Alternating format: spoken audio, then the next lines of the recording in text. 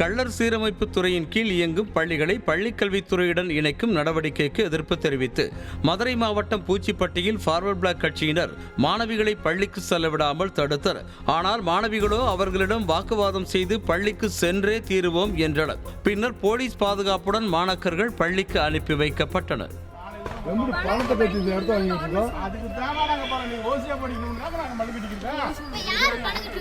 அரசாங்கம் போட்டுருச்சுமா பணம் கட்ட சொல்லி, இனிமேல் நீங்க பணம் கட்டி தான்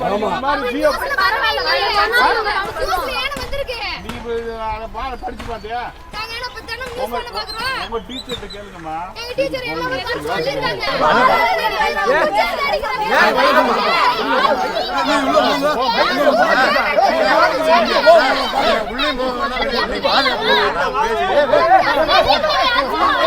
யாருமா